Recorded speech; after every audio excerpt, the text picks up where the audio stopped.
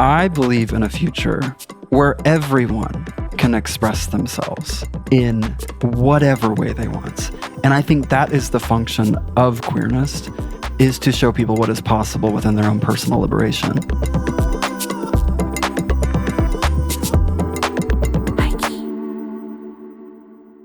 Wait, Yvie, what? I saw on Instagram that, like, MrBeast almost killed you.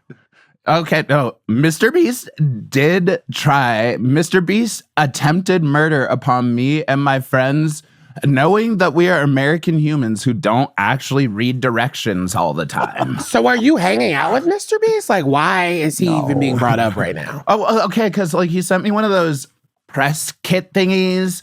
You know how like people who have brands and companies and stuff send you things because they think you're a really good influencer, and so you like take pictures with them sometimes. But this time, I actually kind of did. He sent me a whole ass like s'mores kit, like graham crackers, cookies, chocolate, all the shenanigans, including a little like candle that was like. She was a serious candle. She had 4 wicks. That was quad wicking. Oh, I love a candle with a wick. Like like a sterno candle to heat food, right? Well, like that type of candle. I guess I didn't even know. I didn't know there were different types of candles other than like vegan, soy, and then whatever you get at Walmart. And like wood wick. That's the candles I like. I like the. Okay, see, yeah, like that. I'm familiar with shit like that. This had.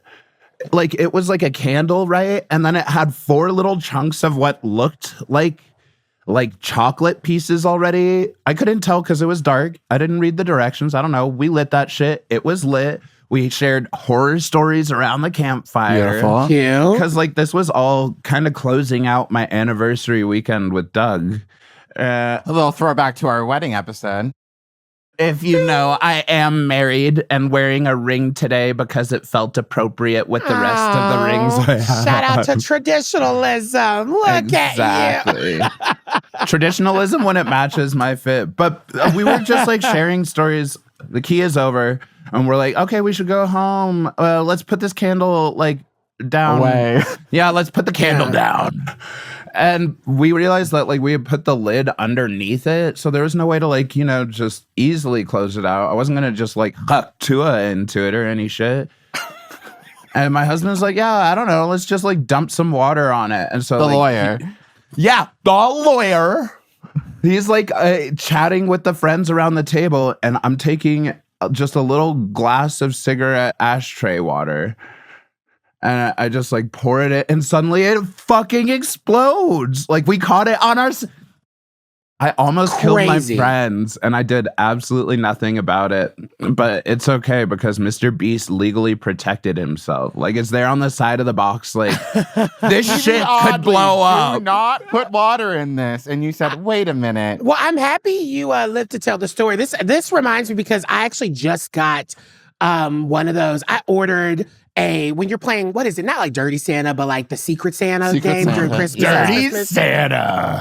What's that called? White Elephant or something like that? Yeah, like White Elephant. I ordered, my gift for someone to add to the pot was one of those like tabletop fireplaces that you can make I got one s'mores. of those for I got an Amazon email saying, you need to stop immediately using this product because it is catching on flames and I'm like, I don't know those people that were at that party. And so I can't like relay the message like, hey, y'all, don't actually use this gift because Amazon is now alerting me that I can be refunded to stop using it because it's been catching on fire and it's been ruining people's like it probably lives, was essentially. their fire that like caused the recall.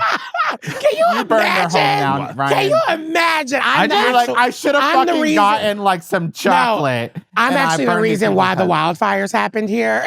Don't even joke like that. There'll be an investigation. No, I'm just so sad. Like, it's insane when you really like think about it. I'm like, oh my goodness, those things, they look so cute. They never looked like it was a beautiful set. I spent some good little money on it. And so I was shocked to know that, they'll never be able to use it. Well, I mean, they probably did. It sounds like a nice white elephant gift. You know, you gave them a bomb. What did you get? I got kind of like the crappy end of the stick. I got like a really cute, actually, like black kind of tote bag from like H&M. So I spent like $50 and they like whatever that bag was. I spent $50 on that bomb, and all I got was this fucking H&M bag. You know what? The bag was kind of cute. The bag is cute, actually. I don't hate the bag. I haven't used it yet, but I actually like the bag. Since Christmas? I hate it. Yeah, I haven't used it. I like must how not you be were that pretending to hate on it, though, bitch. She's like, yeah, I hate this crappy little gift that's actually kind of because I've cute had when time you to think about the reflect. fact that I only paid a bomb for it. Oh, no, that was me. No more terrorism. What's up with y'all? What's new? What's hot? What's up with the kids? You know, life has been, I think it's been busy. It's been good. I mean, it's officially Leo season. Shout out to that. Congratulations. Either your worst nightmare or the best time to be alive, which honestly, I agree with the latter. And so I have been trying to figure out what I want to do for my birthday this year. And I have so much anxiety around birthdays. I feel like I talked about it on the show before. And so I'm still trying to figure it out. I'm thinking I'm having like a little pool party next Sunday, but you know, I also am simultaneously very nervous and no one will show up and I'll just be like, you know, you have just so left many alone. friends. It's not so true. many friends. I don't have a lot of friends. I have only maybe like, I have a lot of like really wonderful people that I share community with, but like my core All group these is people small. are going to be in our comments after this. Like, My core oh, group okay, is so we're small. not fucking friends then. I know, like 10,000 of our listeners are just people who literally are like, I'm here for Ryan. No, that is not true. Oh, it's true. It's not true. I reject No one that. has said that. No one has said that. But I don't know. I think birthdays just remind me of like, it's a time of like reflection, and then you're just constantly reminded of all the changes that have like taken place in your life and all the things. And so I don't think I'm a typical Leo when it comes to birthday season. I feel very like nervous around it and almost want to just spend it to myself. But my friend was like, you'll regret not doing something. Just do it. Because I would get serious FOMO. Everyone would know that. Everyone knows that about me. So I've been in birthday planning mode. How about you, Ben? How are you doing? I'm doing okay. I'm just taking one day at a time. I'm kind of excited tonight. I'm going to Connecticut to see Latrice Royale. She's doing a cabaret show, and I'm really excited. We're going with my in-laws. How far is Connecticut? Why? Yeah, it's like touching New York, but y'all love going to Connecticut. Yeah. Well, Maddie is from Connecticut, so waspy coastal elite. So I do go see my beautiful family in Connecticut quite a bit. But I'm excited to see Latrice. I'm forgetting the venue that we're going to because they got us the tickets. But I love going out and supporting live entertainment. And we were talking about live entertainment last week. So I'm really excited about that. I'm like, maybe I want to do a cabaret show, or maybe we need a little 3-person show. I don't know. I just love live entertainment. So I I'm would going to be doing never that. do a cabaret show. Oh, Razzle come that. on. I would never. I'm a theater girly, but I leave that to the girls who are actual like theater girlies. No, dude, like look at Luann de Lesseps. You know what I mean? From Real I'm Housewives not. of New York. I'm not a 50-year-old white woman that Not needs yet. to, like to pay her bills. Okay, but some of us are. That's true. And if you identify as that, shout out to you. I just am not the type of like, oh, that jazz. I'm not Oh, that, Ryan, we are totally doing a show together. I think solo shows can be a really good stepping stone. And I've been missing like acting. And I was talking, it's like, I really am an actor and I'm a really talented one. I got into like some amazing schools and had all these opportunities. And it just was hard because I was like a fat black queer person. Like how many opportunities were there really? And I feel like solo shows are a great way to just like build your own success. And what I've really been thinking about lately is like building and like what does it look like to like make your own opportunities, as so many opportunities are like closing, doors are closing for queer people, for black people, for folks like us. And so like I think there's something really exciting about that. It's actually kind of why I'm excited about the interview you did, Ryan, because I was just listening to it. And it's like I was thinking about my friend Ashley De La Rosa, who was like my good Judy since middle school. She was like a finalist on The Voice. And then it took her years and years and years till now she's starring in a Broadway show and she's doing all of those things. And your guest today feels like someone who has had this really beautiful journey where it's like they're doing the thing, they're doing the work, but they're not really at the peak pinnacle yet. But it doesn't mean that as they should be. They should be. But yet you talk about, and we'll get it. I'm gonna let you introduce the package. I didn't say you were eating it. Go ahead, girl. But I as you talk about in this interview that's coming up, right after the break, you really do such a great job at like giving him his flowers, while also like naming that like this is a journey and like you have to appreciate each step of it. So I'm really excited. Yes. Do you want to tell folks who's joining us today on HighKey?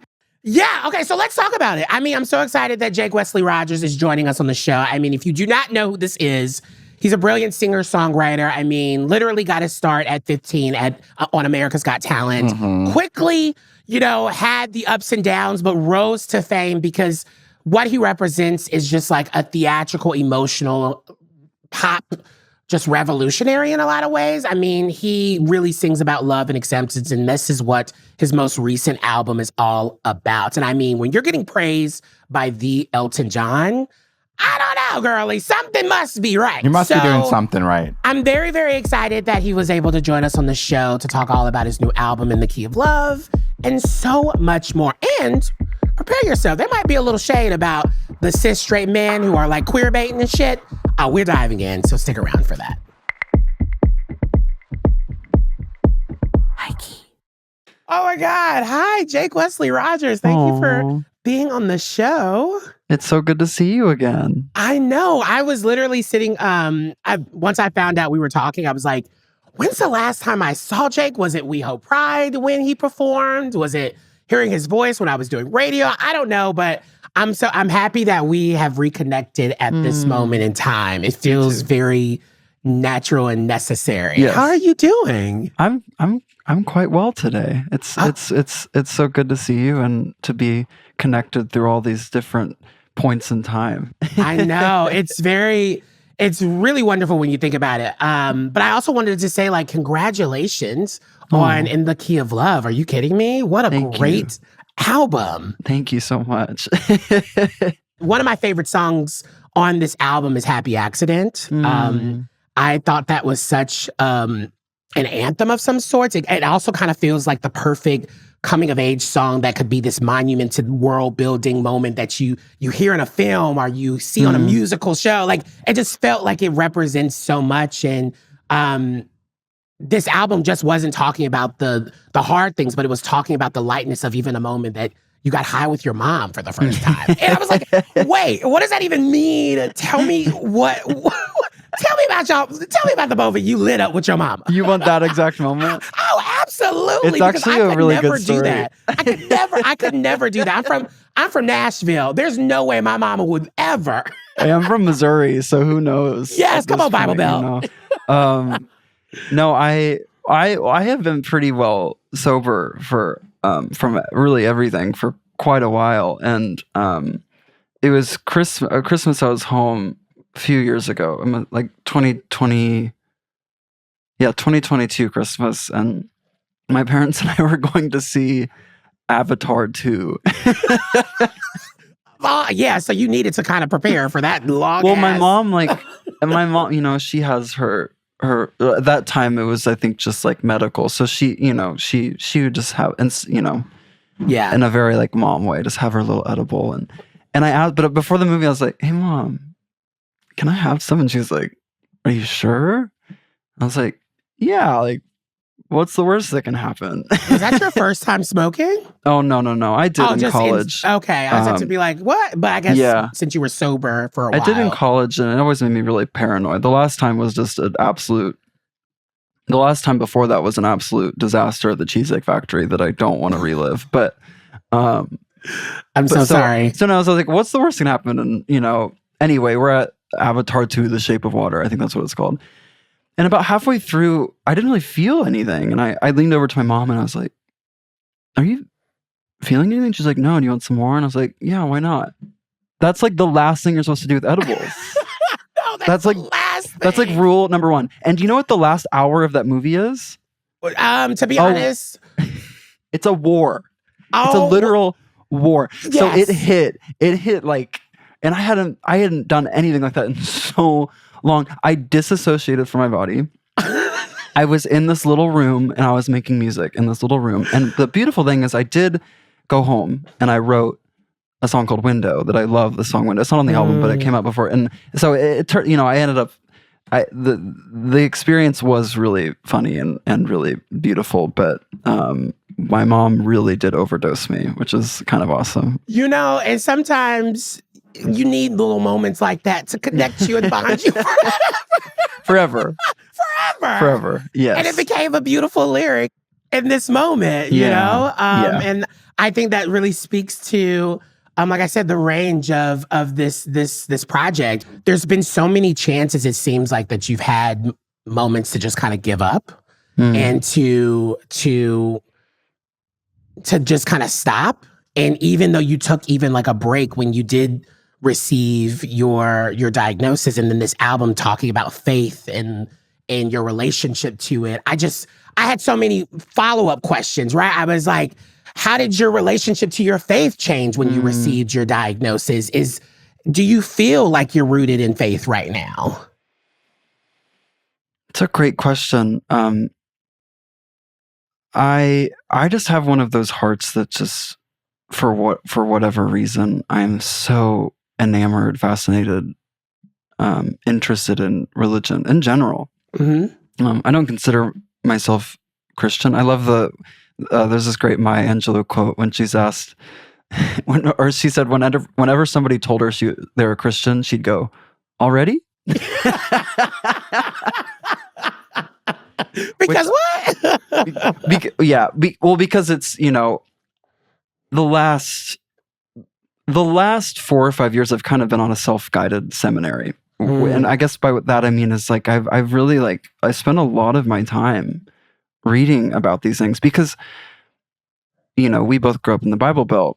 I just had this feeling the whole time. I just had this big bullshit meter. Yeah. And I was like, what's actually going on here? And what does this actually say?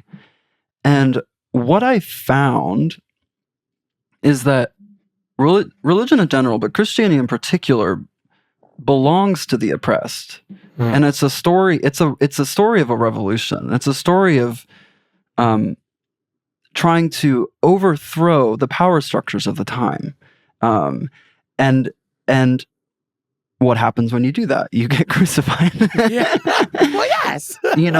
And so when I see it through that lens, when I see, especially when you think about so many, the civil rights movement, the ending of slavery, these forces belonging to people that didn't have any power at all, literally no power, helped them reach that.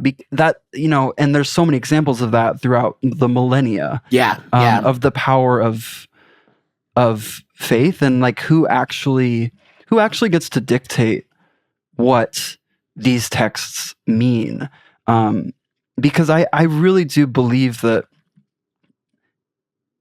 I guess what I would say is, what makes me so sad is that these texts have been off limits for us, for queer people. And what I want to, I guess, remind people of is that they don't get to tell us what belongs to us or what doesn't belong to us. I'm not telling you to go become religious. I'm not religious. I don't go to church or anything, but I think I definitely believe in something bigger than me. I definitely love praying. I love all of these things.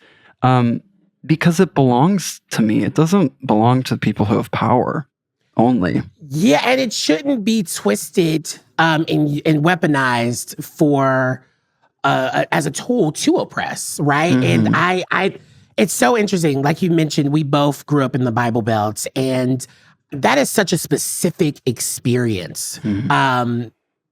Especially if you're growing up religious. I grew up very religious, and I've been asked about my relationship to religion now, and I feel like I'm very LA. I'm spiritual now, but really, I think I am, because I had to unlearn so much that was kind of forced upon me through religion. But then I've realized simultaneously, as this queer adult that I am right now, this Black queer adult that I am, that I can still have a little space and some room and part of me that will always be sort of religious in some ways. Right. When you're raised in this thing, you're always, it's hard to kind of dissect yourself from it, right? I think it molds and twists and beautifully into whatever it is now that works for you. But I don't, it's been a journey because I think my first thing, and I think a lot of first things that queer folks want to do when they have been attached to religion is run the other way. Of course. And it's hard to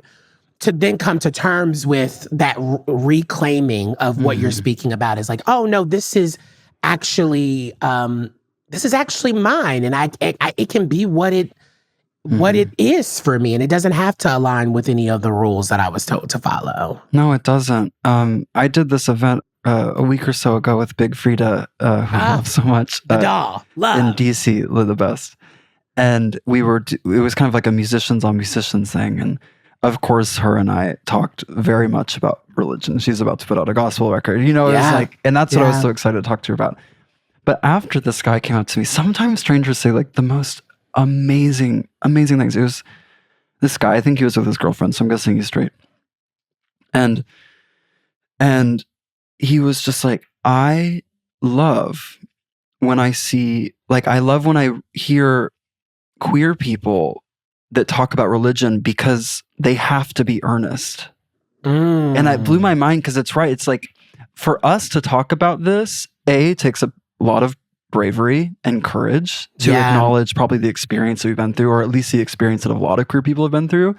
And it takes us having done work to go through it. Like, we have to be earnest about it. Whereas people that grow up in it and always belong in it and always fit in it, they don't have to be earnest. It's sort of this thing. So it becomes a costume of some sort. Yeah. Exactly. And it's always kind of funny to me. It's like, I think when people see like queer and then all of the ways I talk about religion, it's like this contradiction. But in my mind, I mean, a lot of my heroes were doing it. They weren't really queer, but like, I think about like Leonard Cohen. He's one of my favorite songwriters ever. And, his first albums are like all about Jesus, but he was, this Jewish man. So it's always interesting.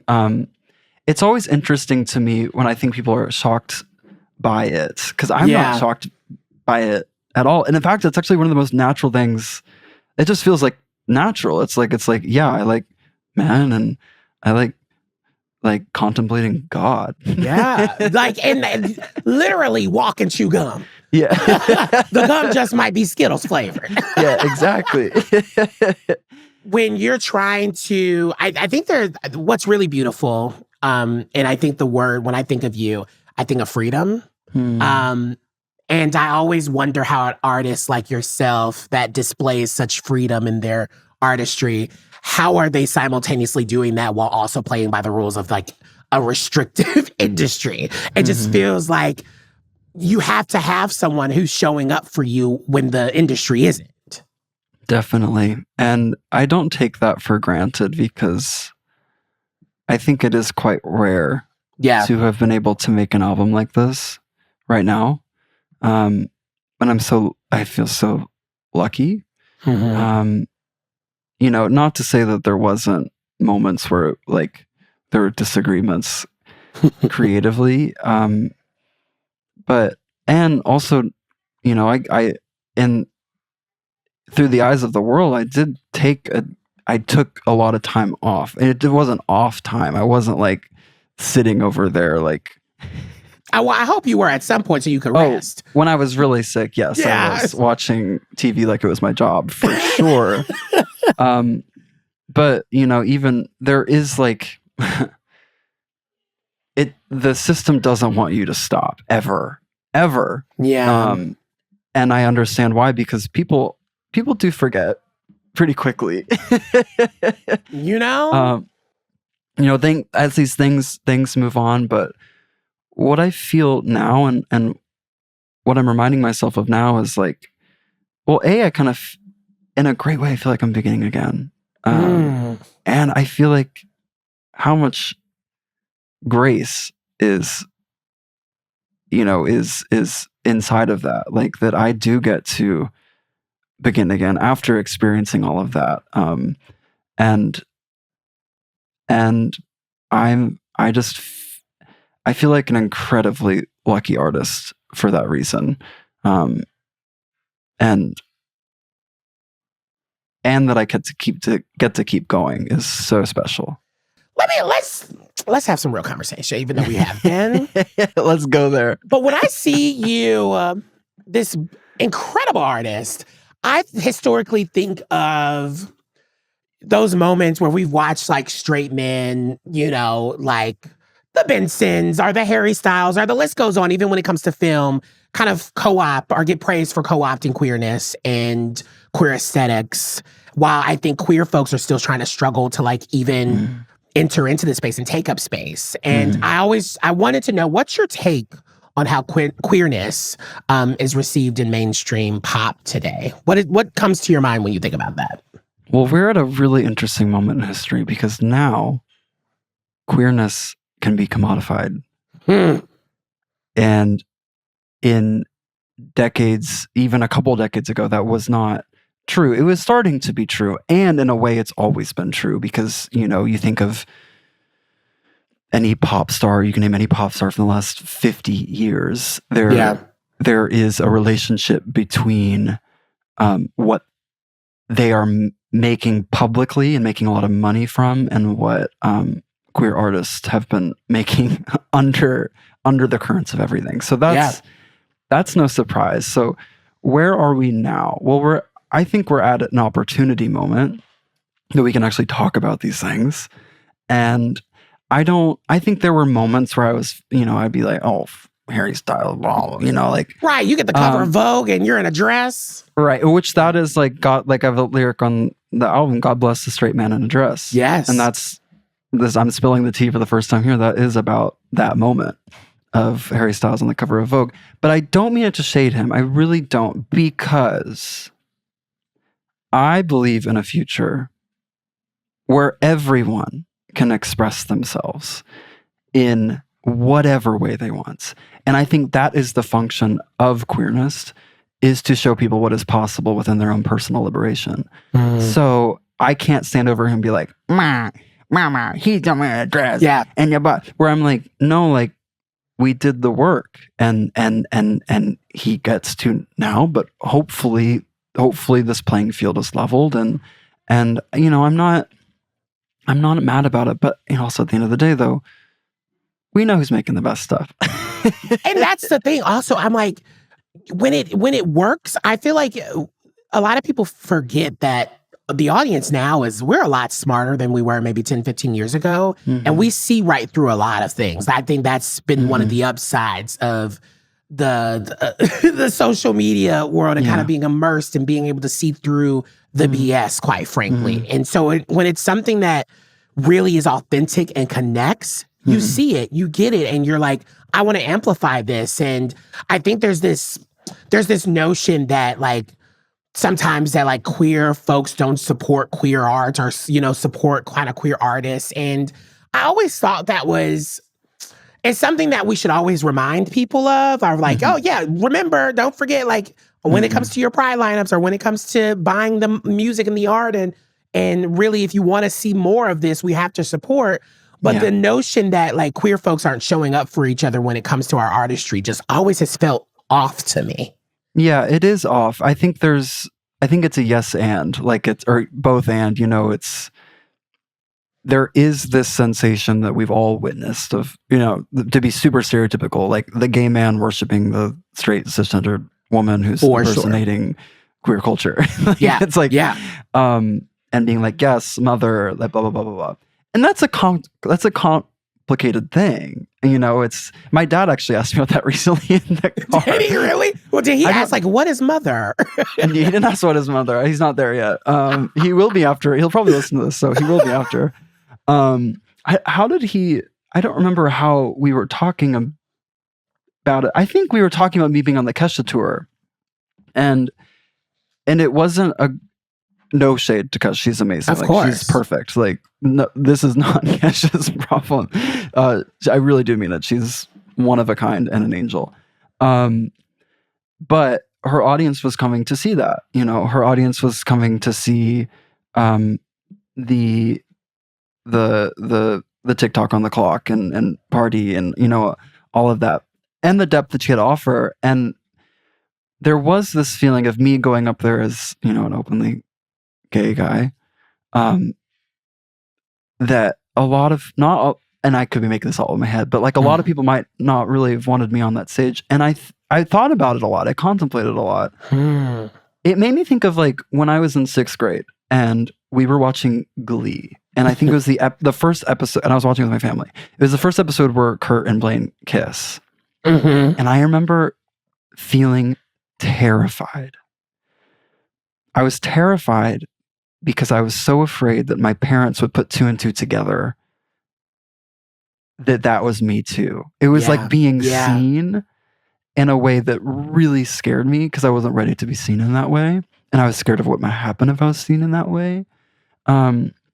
So I think that's like the complex psychology of queerness, where we are amazing at supporting each other and we are on the pulse of everything. Like we're on the pulse of everything and we do support each other.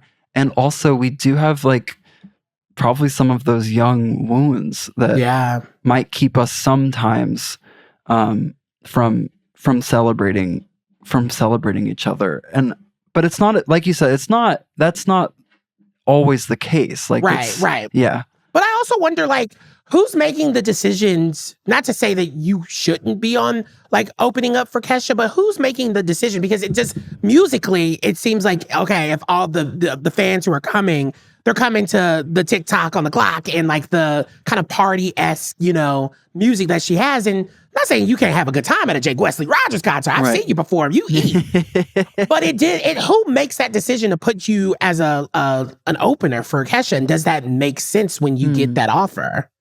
I think she like wanted you, which is amazing. That's even better. Which is really sweet. And I'm not just like, I wasn't saying like every show is bad. Like, no. The truth is like, probably most of the audience was with me, but there was 30% that were drunk and really loud. And we all have that human feeling of like the one, 10 people could compliment you and then one person comments one thing. And it's the over. Only literally it's the only thing you can think about. See, but I mean it from a perspective of like, especially as you have an audience, but you're building so much and you're trying to expand. I always think about like, well, what's the strategy behind that's a good question. that? Yeah. I mean, I was very surprised. My first big opening tour was with Panic at the Disco, which kind of on paper, you're like, huh. Yeah. And when I got the offer, I was like, oh, that's interesting. I have more consistent fans from that tour than any tour I have done. Wow. But you think about it, it's like Panic at the Disco is a very theatrical front man led and that's me. And I'm always very surprised by the amount of straight people that like me. And it's like, to look out the crowd, like I think most of my fan base is women. Oh wow. Which isn't, but there's always my favorite queerdos and like, that too. Like I feel like it's getting more diverse too, which I really, but I do like to think about those things. I like to think about like, who am I serving? We're coming to the end of this conversation. And I think for me, this theme when talking to you, like I said, the words that come to my brain is freedom, but also queer liberation. And how do we achieve that? What do you think about queer liberation? What does it mean to you? I think it has to be individual. I think liberation in general will have to be an individual thing that becomes collective. And I guess that's part of my mission. And I think, especially when things are really chaotic in the world, and they're really, really chaotic, I guess I try not so much, and I have to really struggle with this because we're in a culture where we feel like we have to comment on everything, especially when bad things happen. Yeah. But for me, I have found more freedom doing that internal dance and internal work, and it has allowed me to actually show up way better in places where I might be of service. I think as queer people, we have more to risk by being ourselves. Yeah. But it is always a risk for everyone. Not to make it this beautiful, this message is for everyone. Yeah. But man, to be a straight man right now, that sounds terrible. No, absolutely. Not to say their life is harder than anybody, but I'm just like, it's restrictive. When you feel like you're kind of in that's what comes to my brain, because I always think about how masculinity plays itself out in queer spaces specifically, especially like cis queer spaces. And when you really have the opportunity to unpack that and strive away from mask for mask culture, or just masculinity and the construct of it in general, there's a real like freedom of just simply existing. Yes. That is so powerful. It is so powerful. And on that note, like, to answer your question you asked, I do think it's femininity that will liberate us all. The problem and liberate, because that's what's imbalanced in the world everywhere. And I like to believe that what we're witnessing right now is the patriarchy realizing that it is lost and is fighting very, very, very, very, very hard to get back the power that it used to have. But it's gone. You know, it's gone. Like, yes, it might be elected right now, but we are mainstream. Absolutely. And always will be. And always will be. And what we're experiencing is terror over that fact. Yeah. And that's what we have to remember, that they're on the defense. Yes, we have to fight still, but they're on the defense because they have fear and we have love. Absolutely. Absolutely. I have to ask this question because it's our pivotal like question that we do on HighKey. One, you are like one of the first of many guests, so thank you for saying yes. It really means a lot. I'm so excited. HighKey has been just a really beautiful thing that we're growing, and this little baby that's blossoming as I'm wearing flowers. What are you HighKey about? What am I HighKey about? Ooh, that's a really good question. Can it be anything? It could literally be anything. I did just finish the last season of Hacks with my mom, and I'm really HighKey about Hacks. Taste, sister, taste. Are you so kidding good. me? It's so good. Oh, especially this last season. My they goodness. are doing some work in that writer's room.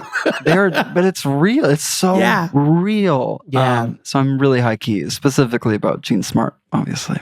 Oh, and then also, this is just a question that just came to my brain, and we don't have to include this. Just note from my producer, Jenna.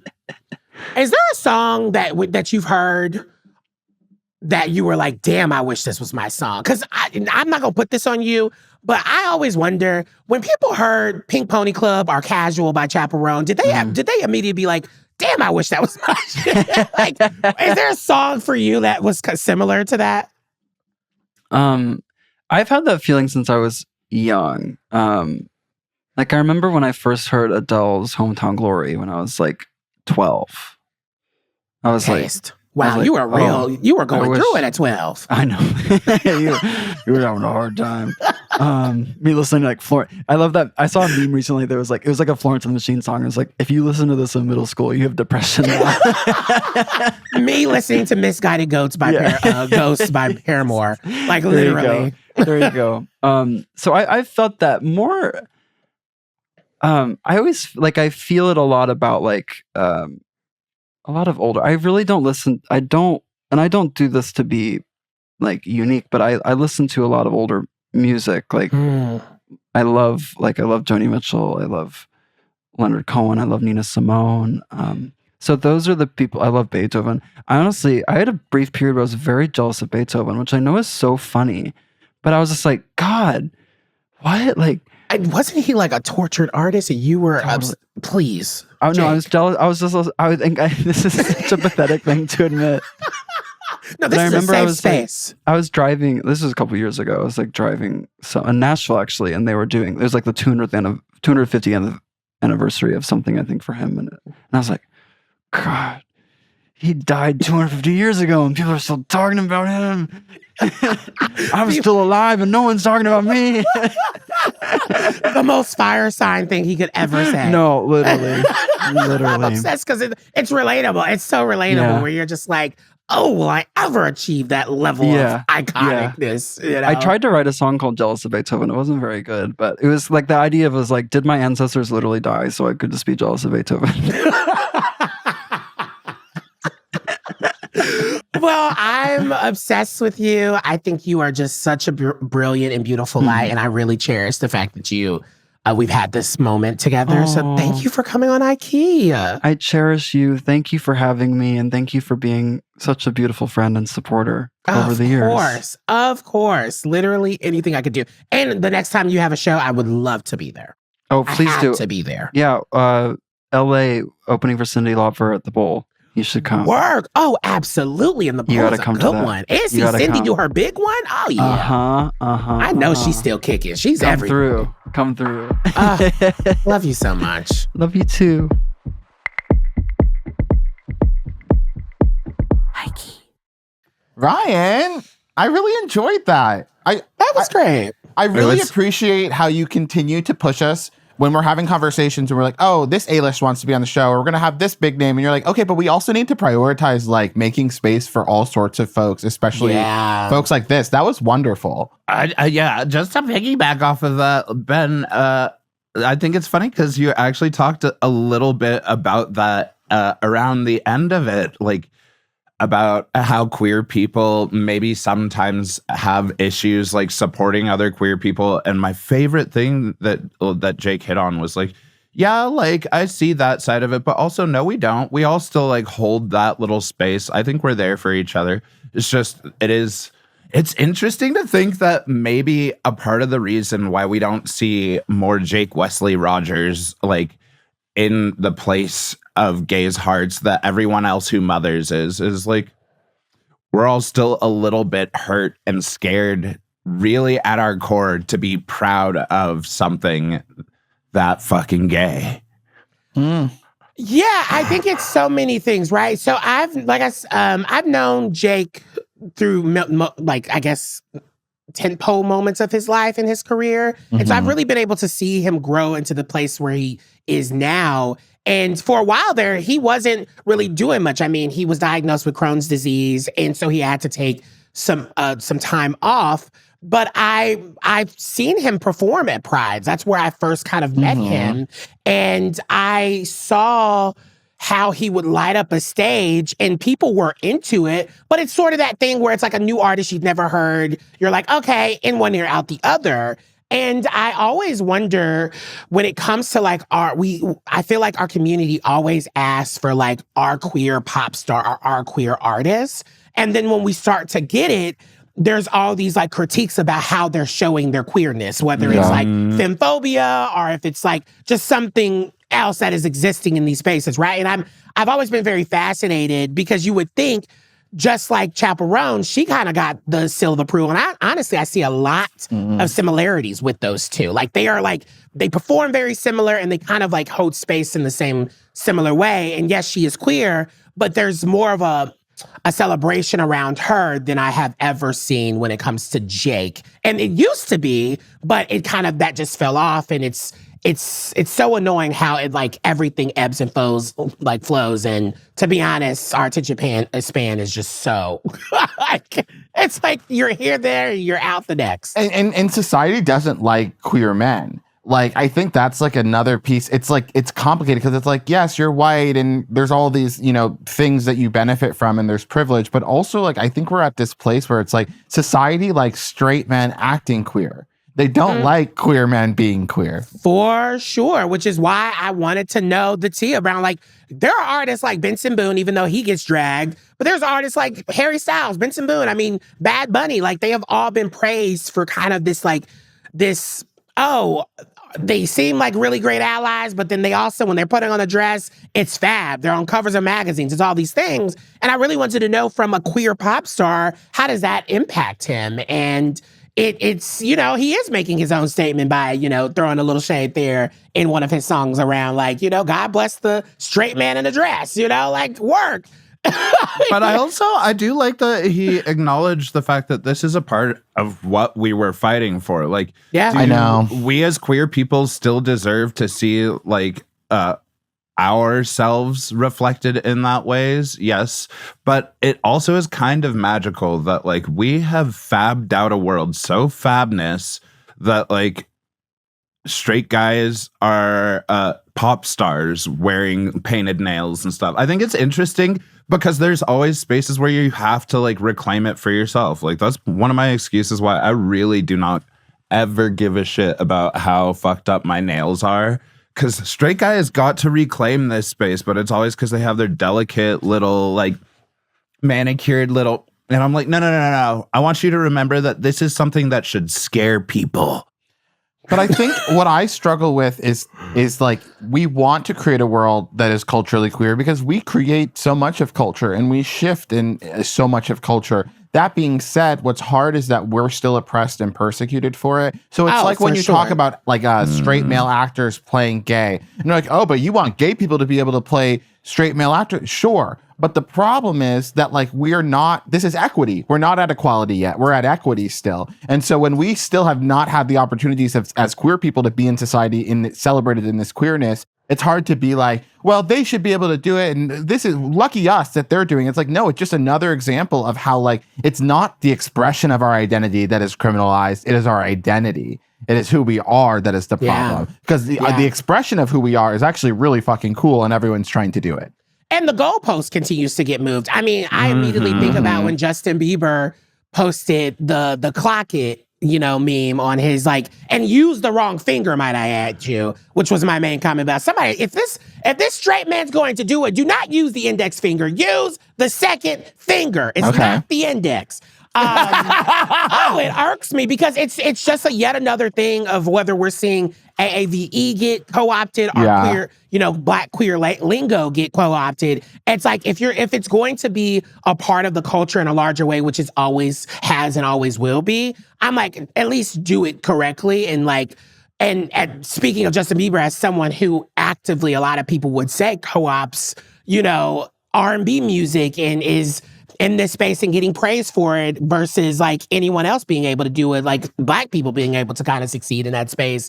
It's a complicated and a nuanced situation. It's appropriation versus appreciation. For sure. But that's also why I like the flip side of it. I think that's honestly a more interesting perspective for me is when we see queer people kind of reclaiming spaces in straight culture. Like you talked a little bit about Chappell Roan. I think a part of the reason that she's gotten the praise she has both from queers and, society at large is because she fit into a lot of what people expect out of a pop star. Like she has a female body and was doing female drag. I think it allows her this like easier navigation. Whereas I think what's really interesting with Jake, and that's also, once again, no shade to Chappell. Like, you better use the tools that God gave you and fuck it all up, sis. I think it's interesting that Jake is tackling a lot of religion, a lot about religion. Yeah. Well, that's what's interesting because you get into the crucifixion illustration the sort of joke about being crucified for being oppressed, like in being a leader against that. And that's what we're kind of talking about when we're talking about Chappell. It's like you make it out, you're evangelizing queerness, and then you're crucified for not doing it the right way. But the religion, I went back and listened to so much of his music, and it's interesting. Religion really is a really core part of a lot of his music. And I know we've talked about religion. I don't know if we've actually talked about it on the show or in a pilot episode, but I know we need to have a deeper conversation about it. But Ryan, like, how did you feel about that conversation? What popped into your head as you were having that conversation? Well, I always find it so interesting when queer people, especially, they find like a safeness, or like I find queer people talking about religion always very interesting. I mean, as someone who grew up in a very religious kind of Pentecostal world for so long, I have my own complicated relationship with it, while still finding tools of spirituality that I use in my everyday life. And so to know that there is someone like a Jake Wesley Rogers and this album, In the Key of Love, really centering around like a reclamation of religion and what was told to us about us in a lot of ways, and kind of restructuring that and tearing it all apart and just existing in love. It's courage, it's bravery, and it reminds me that all those toxic things that I once felt around organized religion, spirituality is there to actually like help you connect. And if everyone could kind of use that tool of like love and in the ways that Jake Wesley Rogers is putting into the world, it would be a fucking better place, to be quite honest. But I was so fascinated by it because I always just wonder, especially him being from the Midwest, how religion has impacted him and what was the journey to be who he is today? Because it's hard. Like, I never imagined myself being this Ryan. I didn't think it was possible. I didn't think I was able to like be able to exist and also make a career out of being myself authentically. Out of like literally that doing the most radical thing that queer people have the power to do. And I think there is some magic in being able to, you know, code switch, navigate in and out of society, and then come back out and be like, but I think the skill that we really have is the second half of that, where you're just like reveling in what you have to offer the world, what you feel like, how queer you want to express.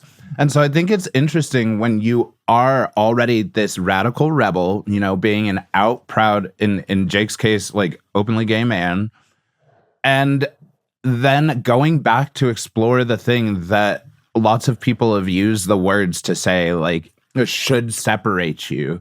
I was very hardcore, like argumentative, atheist after I finally split religion out of my life. And it's taken actually a lot of time for me to double back and be like, okay, maybe exploring the ideas that are in these religions or underneath a lot of the texts that people have actively chosen specifically to manipulate the masses however they wanted. Maybe exploring the bigger idea underneath it is not something inherently wrong. Yeah, everybody around the world has invented. Let me not say that. Everybody around the world invented some version of the same thing, that they can find community, so that they can find morality, so that they can have a shared understanding and purpose. We're all just looking to understand each other so that we can understand ourselves. But instead, what we do is say, well, let's compartmentalize. Let's put people into these boxes. We're different.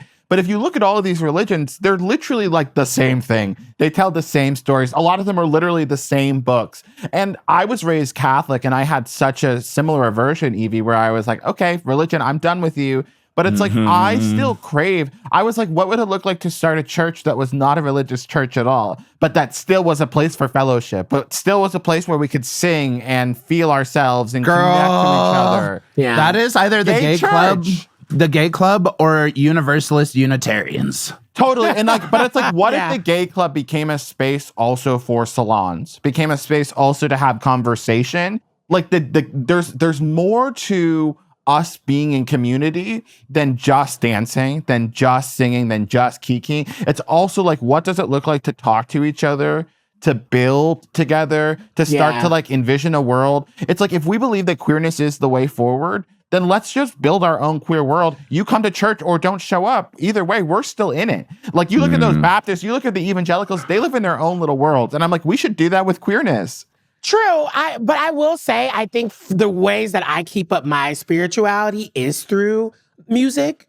Totally. Because there is just nothing like gospel music. There's nothing like that feeling that you get or the experience that you have when you are immersed in it. And it's not saying that it's the Holy Spirit and all these kind of third-party things that you are, led to believe as you're growing up in the space. But for me, it really is a connection of it connects me to a piece of safety that I feel like I can finally relax and release. That's what it does. Safety. Can we talk about that? Like, I know this is something that I'm definitely going to have said a million times before this podcast is over, but like, I had a Universalist Unitarian I've minister. never heard of this, by the way. I don't even know what this. Okay, so like the gay church. The Unitarians are a strange people because they literally are a church where the ideals of this church are, yeah, just come in here and praise. Like, we don't all believe in the same things.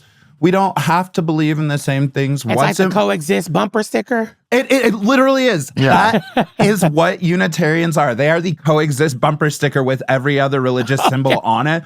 And it's actually kind of the most magical thing. And I remember my roommate, like some 10 years back, was a minister of music, like young gay thing, out in the street sledding with me. Like, we're having our messy lives.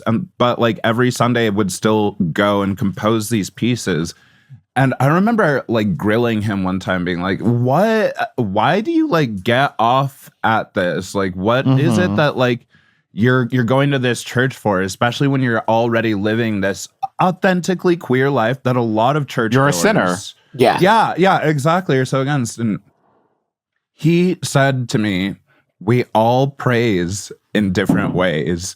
Like, the most magical thing about going and making music for this church of people who don't believe in the same things is it's about honoring the fact that there's something so human in us that wants to connect to other people, that like you'll do it at a club, you'll do it like at the park. Like, music is such a strong tool for that because it cuts so much deeper than us and makes you feel like it makes a part. you feel. It makes you feel. Yeah. All we want is to feel and to be able to express those feelings to people who see and recognize them. Not always understand, but see and recognize us in our fullness, in our good and in our bad. And then to find a way forward where we're like, can we just create a set of agreements where it's like, this is what it means to be a good person? Which is like, you know, it's not everything. It's not comprehensive, but it's like, let's agree not to murder each other. Let's agree to be nice to each other. Let's agree to give grace or find kindness. It's like, that's what we're seeking in religion. And it is so sad that but we've been told like, this isn't for you, because all of the things that religion solves for in people's lives, faith. I had a conversation with this amazing woman. She used to run creators at Snapchat. She's a religious woman, but I was talking about faith as a non-religious person.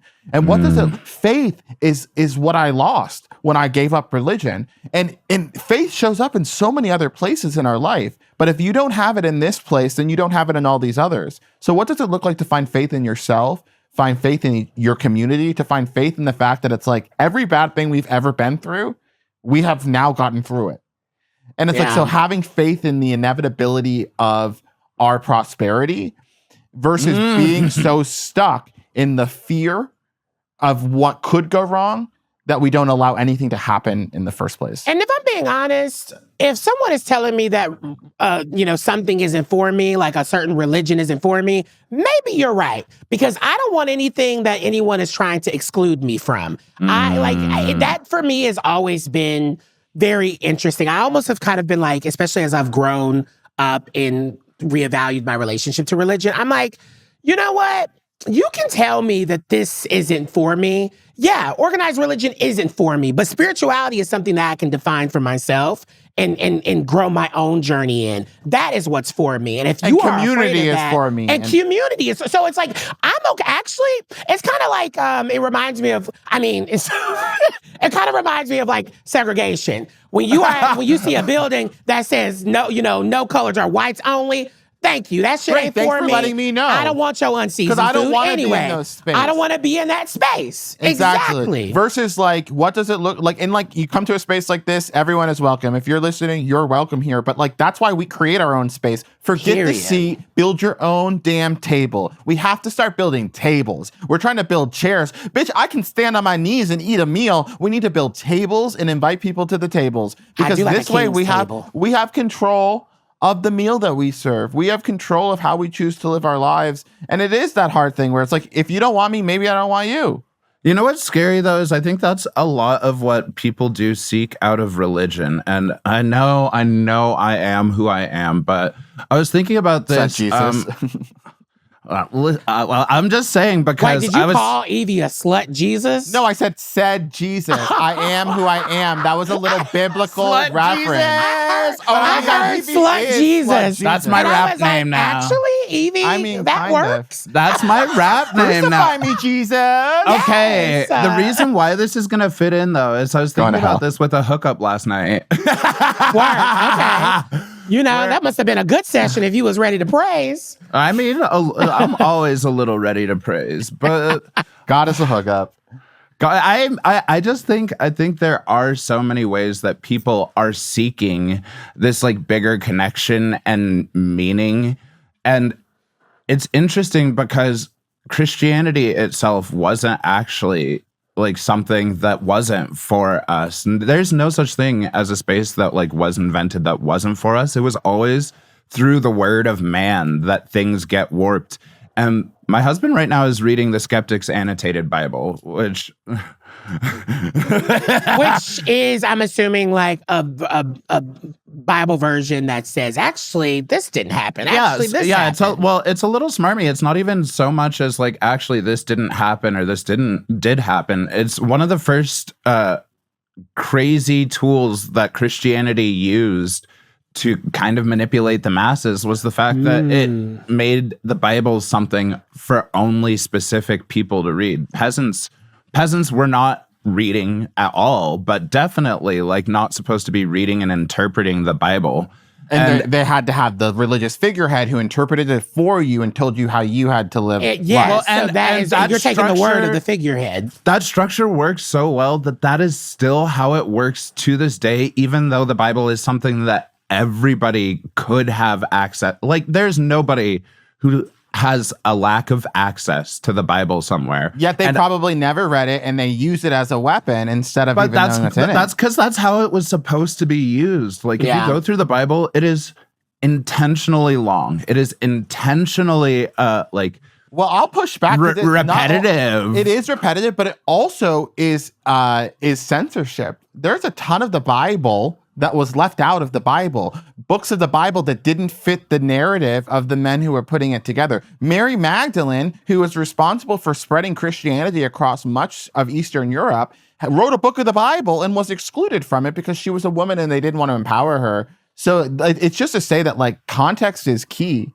And Yvie, you're presenting this historical context, but it's like, so we could read the Bible ourselves and consume what it means to us and still not be getting the full story. So there's that one aspect of it, but we have to, I think, to look through the lens of anybody who's a practicing Christian right now. And I remember, and by practicing, I mean, you don't even have to be going to church, because one of the most powerful things I remember pre-coming out, pre-questioning God openly, was just being afraid to not be Christian, but also not ever even pretending like I was going to be willing to read through the Bible. And not only are there entire things that are left out, but so much contradictory stuff that's left in just because it was supposed to influence somebody at some point. And I think the most powerful thing that Christianity has done is it allows whoever does have the power of spreading the word to choose what to say, because the Bible in 10 seconds might say, like, you know, go stone your wife if she's bleeding in your house. And then like 10 minutes later say, for God so loved the world that he never would harm a kitten. Like it is so back and forth intentionally. And so I think there's power in exploring that for yourself. Like if they get to do the salad bar Bible, so do we. No, I totally agree. And I think the most powerful thing is this conversation of like 3, 4, counting Jake, Wesley Rogers, talking about our relationship to religion and demystifying all the awful things that were told and done to us, because that's no longer the case, and it won't ever be the case. And I appreciate everyone. I appreciate that Jake Wesley Rogers came on the show and just had a wonderful time and really allowed himself to go there with me. It was really did beautiful. That, Ryan. And like the thing is, religion is all this history, but at the end of the day, all we know for sure is true is what we experience and what we feel, and what other people tell us that they experience and feel. And we have to believe people and meet them where they are and have these conversations and you modeled that so beautifully. This was another wonderful Ryan interview.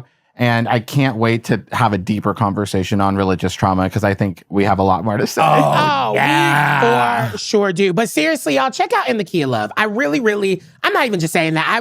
If I didn't like the album, I wouldn't say no. But I actually really enjoyed it. And I think it's so needed and necessary. And so, yeah, we got to take a quick break. We got to pay some bills. So we'll be right back with our HighKey up next. HighKey. Every once in a while, like I feel like I find a show and I'm like, I want to binge all of this show. And I'm like, everyone has to know about this show. And then I realized it was like from a long time ago. So I'm watching a show from 2017 on Netflix called Mindhunter. And it has Jonathan Groff, who's a musical theater girly. And it's just like a procedural serial killer show. I love learning about serial killers.